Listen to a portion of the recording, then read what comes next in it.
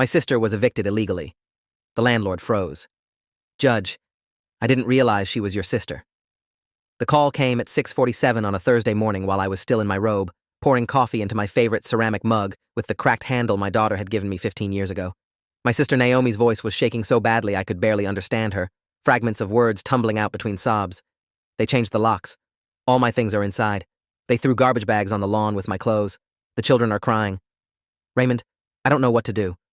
I set the mug down so hard coffee splashed across the granite countertop, and I asked her to slow down and tell me exactly what happened. She tried, her voice catching every few words, explaining that she had come home from her night shift at the hospital to find her apartment locks replaced, her belongings scattered across the front lawn like refuse, and a handwritten note taped to the door informing her that she had been removed from the premises for lease violations. No court order, no sheriff's notice, no legal process whatsoever. Just a note scrawled on yellow legal paper and her life dumped on the grass for the neighbors to see. I had been a judge in the state circuit court for 11 years, presiding over civil matters including countless landlord-tenant disputes, and I knew immediately that what had been done to my sister was not just wrong, but flagrantly illegal. In our state, eviction requires a court order following proper notice and an opportunity for the tenant to respond. Self-help evictions, where landlords take matters into their own hands by changing locks or removing belongings without judicial authorization, are explicitly prohibited under state law and can result in significant penalties. What Naomi was describing wasn't a gray area or a technicality. It was a textbook illegal lockout, the kind of case I had ruled on dozens of times from the bench, always in favor of the tenant because the law was unambiguous. But knowing the law and experiencing its violation against your own family are two entirely different things. I told Naomi I was on my way and hung up, then stood in my kitchen for a moment trying to process the rage building in my chest. Someone had done this to my little sister, the person I had protected since we were children, and they had done it believing there would be no consequences. I should explain who Naomi is and why this situation was particularly cruel. She was 41 years old, a registered nurse who worked the overnight shift in the intensive care unit at Metropolitan General Hospital. She had been married to a man named Douglas Carver for 16 years before he died of pancreatic cancer 3 years ago, leaving her to raise their 2 children, twins named Elijah and Grace, who were now 12 years old. After Douglas died, Naomi had struggled financially. His illness had drained their savings, and she had taken time off work to care for him during his final months. She eventually sold their house to pay off medical debt and moved into a 2-bedroom apartment at Ridgewood Commons, a complex of about 60 units on the east side of the city. The rent was reasonable, the schools nearby were decent, and it allowed her to rebuild her life slowly while working brutal hours to support her kids. She had lived there for 2 years without incident, always paying rent on time, never causing problems, just trying to survive and give her children some stability after losing their father. I drove across town in 20 minutes, running 2 yellow lights and ignoring the speed limit on the highway. When I pulled onto Naomi's street, I saw exactly what she had described. Garbage bags were scattered across the small patch of lawn in front of her ground floor unit, some of them torn open with clothes spilling out onto the wet grass. A lamp I recognized from her living room lay on its side near the sidewalk, the shade crushed. Her children's backpacks had been thrown onto the pile, school papers fluttering in the morning breeze. Naomi was standing near her car, still wearing her hospital scrubs, her arms wrapped around Elijah and Grace, who were both crying. Several neighbors had gathered on the sidewalk, some filming with their phones, others just watching with expressions ranging from sympathy to morbid curiosity. The scene looked like the aftermath of a disaster, which in many ways it was. I parked and walked toward Naomi, and she broke away from the children to meet me. Her face was red and swollen from crying, and when she hugged me, I could feel her whole body trembling. Raymond, I don't understand. I paid my rent. I always pay my rent. I have the receipts, the bank statements, everything. They're saying I violated my lease, but they won't tell me how. They just did this while I was at work. The kids called me at 4 a.m. because they heard people in the apartment, and by the time I got here, everything was already outside and the locks were changed. She pulled back and looked at me with desperate eyes. Can they do this? Is this legal? I kept my voice calm even though I was seething inside. No, this is absolutely not legal. This is a criminal act, and whoever authorized it is going to face serious consequences. I need you to tell me everything you know about who did this and why. Before Naomi could answer, a woman emerged from the building's management office about 50 yards away and started walking toward us with a clipboard in her hand. She was in her mid-50s, wearing a blazer over a polo shirt with the Ridgewood Commons logo embroidered on the chest. Her expression was somewhere between defensive and annoyed, like we were inconveniencing her by standing on what she apparently considered her property. As she approached, I noticed her name tag read, Brenda Holloway, property manager. She stopped about 10 feet away and addressed Naomi without looking at me. Ms. Carver, I've already explained the situation. You violated multiple provisions of your lease agreement, and the property owner exercised his right to terminate your tenancy. Your belongings have been removed and placed outside as required. If you don't collect them within 24 hours, they'll be disposed of. If you have questions, you can contact our legal department. She started to turn away, apparently considering the conversation finished. I stepped forward. I'm Raymond Ashford. I'm Ms. Carver's brother, and I'm also a judge in the circuit court of this state. I need to see the court order authorizing this eviction immediately. Brenda Holloway stopped mid-turn. Her face went through several expressions in rapid succession: confusion, recognition, and then something that looked a lot like fear. She recovered quickly, but I had seen it. Judge Ashford, I wasn't aware you were involved in this matter. I assure you, everything was handled according to Mr. Stanton's instructions and in compliance with the property's policies. I kept my voice level but firm. I didn't ask about policies. I asked to see the court order. Under state law, no tenant can be removed from a residential property without a court-ordered eviction following proper notice and hearing. Where is that order? Holloway's mouth opened and closed several times. The order is being processed. Mr. Stanton assured us that the legal paperwork was in order and that we had authority to proceed.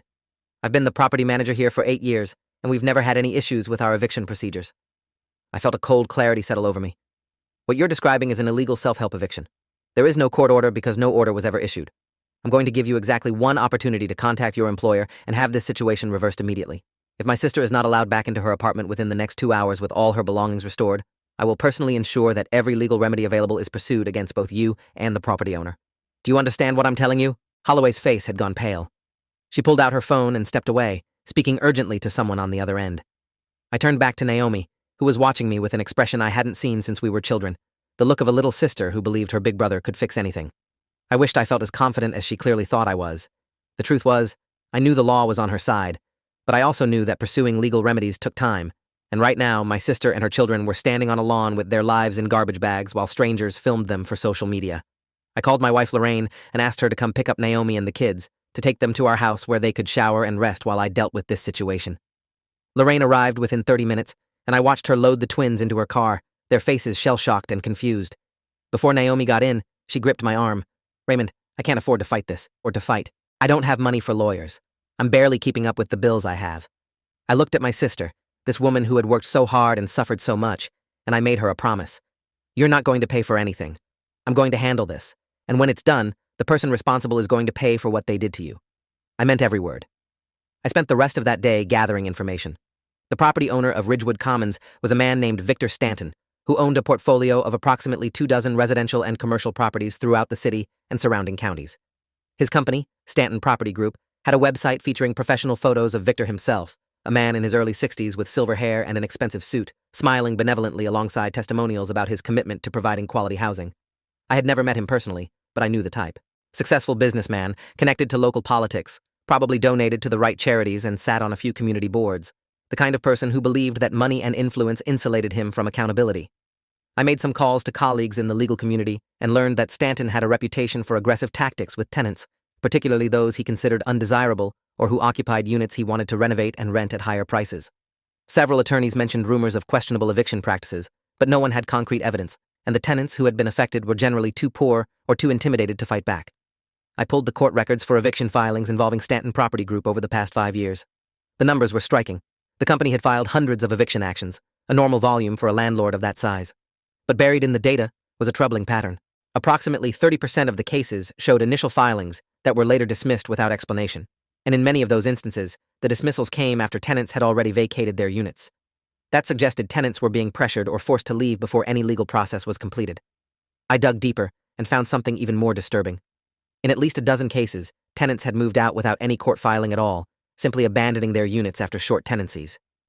When I cross-referenced those addresses with complaint records at the city housing department, I found multiple reports of harassment, illegal entry, and utility shutoffs, all tactics commonly used by unscrupulous landlords to force out tenants without going through the courts. None of these complaints had resulted in enforcement action. The housing department had investigated and closed each case with findings of insufficient evidence or unable to verify. I called Detective Philip Okonkwo, a 22-year veteran of the city police department who worked in the economic crimes unit. I had known Philip for years through various cases that crossed between criminal and civil court. He was thorough, honest, and had no patience for people who exploited vulnerable populations. I explained what had happened to Naomi and what I was finding in the records. Philip listened carefully, then said, "Judge Ashford, I've heard Stanton's name before. We've gotten complaints, but they never go anywhere because the victims don't want to pursue charges.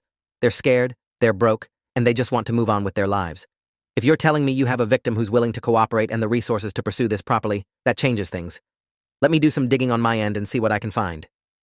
I thanked him and hung up, feeling for the first time like I wasn't fighting this alone. The next morning, I met with an attorney named Dominic Reyes, a tenants' rights specialist who had built his career representing people who couldn't afford representation. His office was small and cluttered, every surface covered with case files and legal texts, but his reputation was formidable. He had won several landmark cases against predatory landlords and was known for his willingness to take on powerful opponents. I told him about Naomi's situation and showed him the documentation I had gathered. Dominic reviewed everything with focused intensity, occasionally making notes on a yellow legal pad. When he finished, he looked up at me with an expression of controlled anger. "This is one of the most blatant illegal lockouts I've seen in 20 years of practice. Your sister has a slam-dunk case for damages under the state's unlawful eviction statute, plus potential claims for intentional infliction of emotional distress, conversion of property, and violation of the implied warranty of habitability. But more importantly, this pattern you've identified suggests systematic misconduct. If Stanton has been doing this to multiple tenants over an extended period, we're looking at potential criminal charges, not just civil liability." I asked Dominic what he needed to build the case. He gave me a list: statements from other affected tenants, documentation of the pattern of complaints and dismissals, any communications between Stanton, his property managers, and tenants that showed intent to circumvent the legal eviction process, evidence of coordination between Stanton and any officials who might have helped cover up his activities, and most importantly, the internal records of Stanton Property Group showing how decisions were made about which tenants to target and how. I knew that last item would be the hardest to obtain. Stanton wasn't going to voluntarily hand over documents proving he had engaged in illegal conduct. We would need either a court order through discovery in a civil case or a search warrant through a criminal investigation. Either path would take time and might alert Stanton to what we were doing, giving him the opportunity to destroy evidence. I asked Dominic to begin preparing a civil complaint while I continued working other angles. Over the next 2 weeks, I devoted every free moment to investigating Victor Stanton. I used my contacts in the legal community to identify other tenants who might have been victimized by his practices. I found 3 within the first week. Antonia Beaumont, a 68-year-old retired schoolteacher who had been locked out of her apartment at another Stanton property 18 months earlier after she complained about mold that was affecting her breathing. She had called the police, but when they arrived, the property manager claimed she had abandoned the unit and showed them a backdated notice of lease termination that Antonia swore she had never received. Unable to afford a lawyer and too exhausted to fight, she moved in with her daughter and never pursued the matter. Malcolm Jeffries, a 34-year-old delivery driver who had been evicted from a Stanton property after his hours were cut and he fell 1 month behind on rent. Malcolm had the money to pay within 2 weeks, but before he could, his locks were changed and his belongings were gone. When he tried to retrieve his things, he was told they had been disposed of as abandoned property. He lost irreplaceable family photographs and his deceased mother's jewelry. Yolanda Frazier, a single mother of 3, who had been forced out after she reported a maintenance worker for making inappropriate comments to her teenage daughter. Within a week of her complaint, she received a notice claiming she had violated her lease by having unauthorized occupants in her unit, referring to her own children who were listed on the original lease. When she tried to fight it, her electricity was mysteriously shut off. She left rather than subject her kids to more hardship. Each story was worse than the last, and each followed the same pattern. Tenant does something that displeases Stanton or his managers. Tenant receives bogus violation notice. Tenant is harassed, intimidated, or illegally locked out. Tenant, lacking resources to fight back, gives up and moves on. Stanton gets to re-rent the unit at higher rates or to more compliant tenants. The system worked because the victims were always people who couldn't afford to challenge it. Antonia, Malcolm, and Yolanda all agreed to provide sworn statements and to cooperate with any investigation. They were angry, not just at what had been done to them, but at the knowledge that it was still happening to others. Yolanda looked me in the eye during our meeting and said, "I moved on because I had to survive, but I never stopped being furious. If you can actually hold this man accountable, I'll do whatever it takes to help." Her words reminded me why I had gone into law in the first place, not to protect the powerful, but to ensure that ordinary people had recourse when the powerful abused them. Detective Okonkwo called me on a Friday evening with significant news. He had been quietly investigating Stanton Property Group and had discovered something that elevated this from a civil matter to potential organized criminal activity. His economic crimes unit had obtained financial records through a separate investigation into suspected money laundering by a local business. That investigation had revealed regular cash payments from Stanton Property Group to a city housing inspector named Gerald Whitmore. The payments were disguised as consulting fees, but had no corresponding services attached. When Okonkwo dug into Whitmore's official activities, he found that Whitmore had been assigned to investigate every single tenant complaint against Stanton Properties over the past 4 years, and every single one had been closed with no enforcement action. I felt my stomach drop as the implications became clear. Stanton wasn't just exploiting the system. He had corrupted it. He was paying a city official to make complaints disappear, ensuring that his illegal tactics would never face scrutiny. Okonkwo told me he was presenting his findings to the district attorney's office to request authorization for a broader investigation, including search warrants for Stanton Property Group's records and surveillance of Whitmore. I asked him to keep me informed and thanked him for his work. After hanging up, I sat in my home office for a long time, thinking about how deep this corruption might go and how many people had been hurt because someone was willing to look the other way for money. 3 weeks after Naomi's lockout, I received a phone call that changed everything. The caller identified himself as Trevor Blackstone, an investigative journalist with the city's major newspaper. He had been researching predatory landlord practices for a series he was developing and had come across multiple references to Stanton Property Group. Through court records and his own sources, he had learned that I was connected to a recent incident involving Stanton and wanted to talk. I was cautious initially, concerned about how media involvement might affect the ongoing investigations, but Trevor assured me he wasn't planning to publish anything prematurely. He wanted to understand the full scope of what was happening before going public. I agreed to meet him, and what he shared with me was even more damning than what I had already discovered. Trevor had been investigating for 6 months. He had identified over 40 former tenants of Stanton Properties who reported being illegally locked out, harassed, or coerced into leaving without proper legal process. He had obtained internal emails from a former Stanton Property Group employee, a woman named Karen Whitfield, who had worked as an administrative assistant for 2 years before quitting in disgust at what she witnessed. Karen was willing to go on the record describing how the company operated.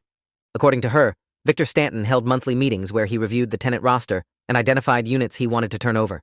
He called them upgrade opportunities, units occupied by long-term tenants paying below-market rents that could be renovated and re-rented at significant premiums.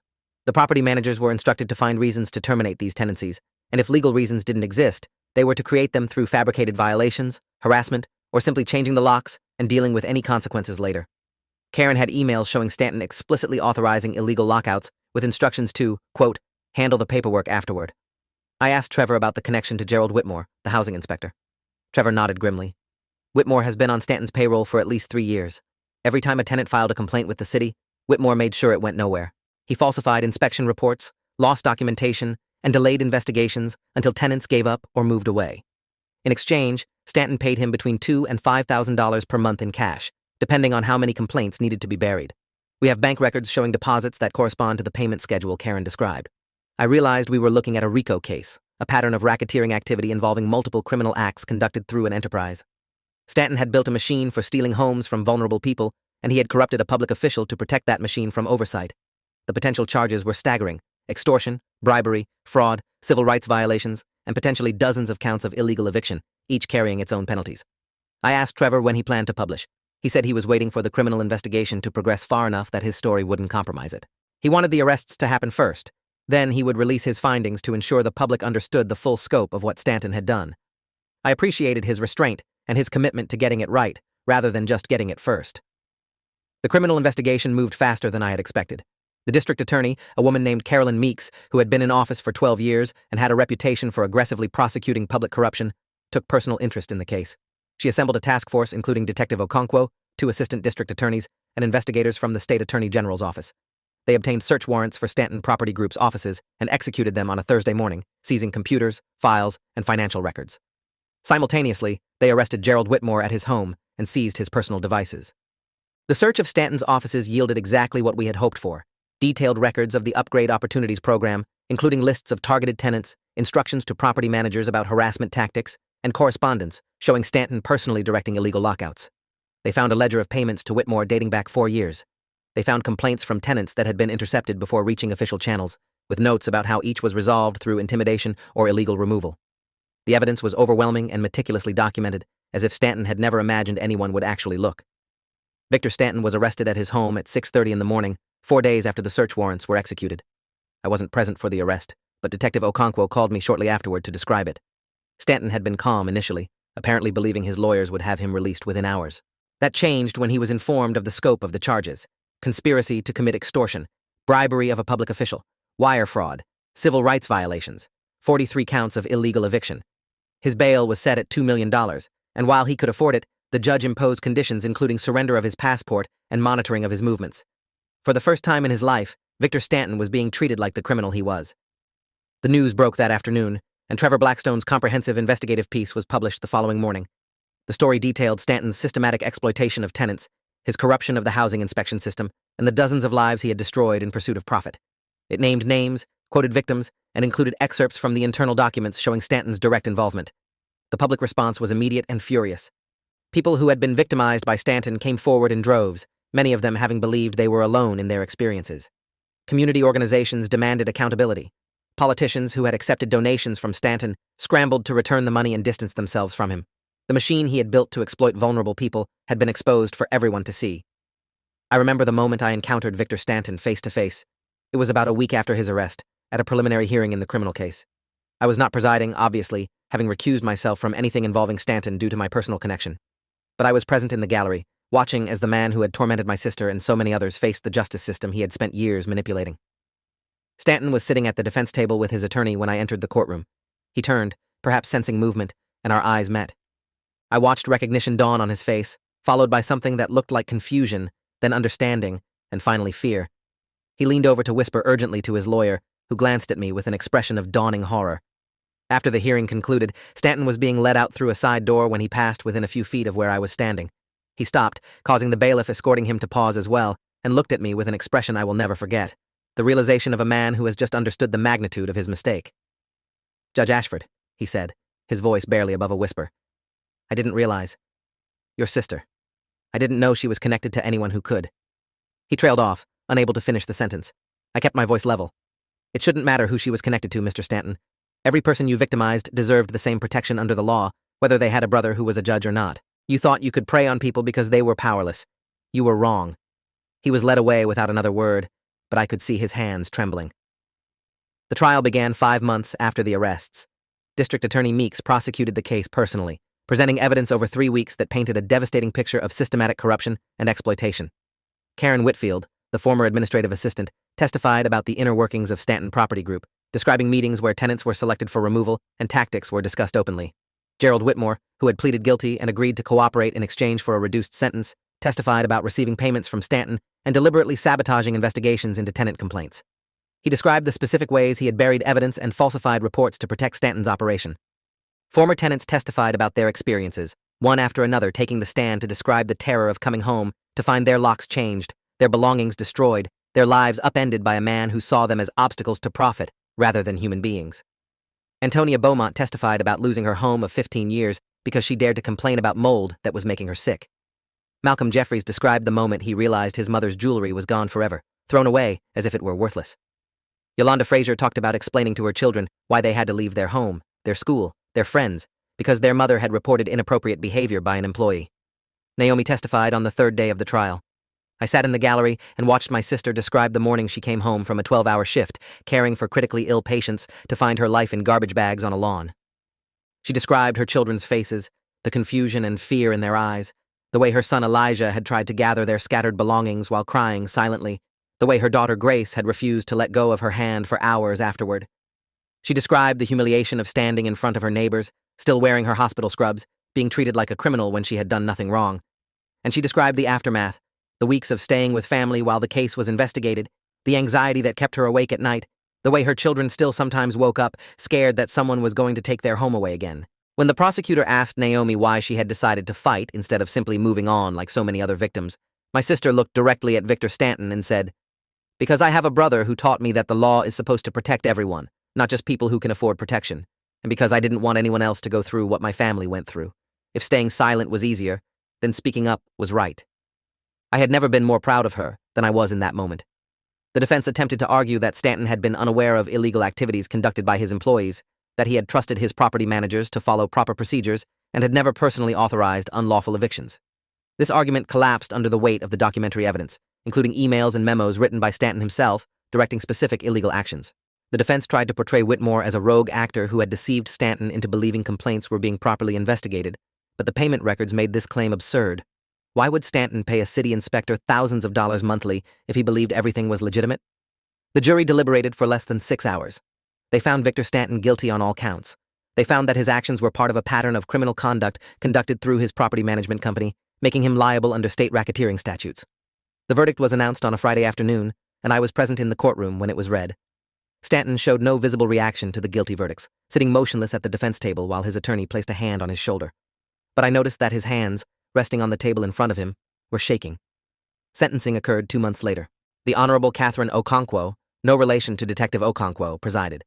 She had reviewed victim impact statements from over 50 people whose lives had been affected by Stanton's crimes, and her remarks before announcing the sentence reflected the gravity of what he had done. She spoke about the fundamental importance of housing security, the psychological damage caused by losing one's home through no fault of one's own, and the particular cruelty of targeting vulnerable populations specifically because they lacked the resources to fight back. She noted that Stanton had not merely violated the law, he had corrupted the systems designed to enforce the law, ensuring that his victims had nowhere to turn for help. She called his conduct a betrayal of the basic social contract that allows communities to function, and she emphasized that the sentence needed to reflect both the harm caused and the need for deterrence against others who might consider similar schemes. Judge Catherine Okonkwo sentenced Victor Stanton to 15 years in state prison, the maximum allowed under the charges. She ordered him to pay restitution totaling over $2 million to his victims. She banned him from owning or managing residential property for life, and she recommended that upon release, he be subject to supervised probation for an additional 5 years. Gerald Whitmore, the corrupt housing inspector, received a separate sentence of 4 years in prison, plus forfeiture of his pension and permanent bar from public employment. Several of Stanton's property managers, including Brenda Holloway, faced charges for their direct participation in illegal evictions. Holloway pleaded guilty to 3 counts and received 18 months of probation plus mandatory community service with a tenants' rights organization, a fitting irony that she did not appreciate. 2 other managers went to trial and were convicted, receiving sentences ranging from 6 months to 2 years. The entire operation was dismantled, and Stanton Property Group was forced into receivership, with its assets liquidated to pay restitution to victims. The properties themselves were transferred to new ownership, with court oversight ensuring compliance with tenant protection laws. In the aftermath, the city implemented reforms to the housing inspection system, including rotation of inspectors to prevent the kind of corrupt relationship Whitmore had developed, mandatory reporting requirements, and an independent oversight board with authority to review closed complaints. The state legislature passed a law strengthening penalties for illegal evictions and creating a dedicated fund to provide emergency legal assistance to tenants facing unlawful removal.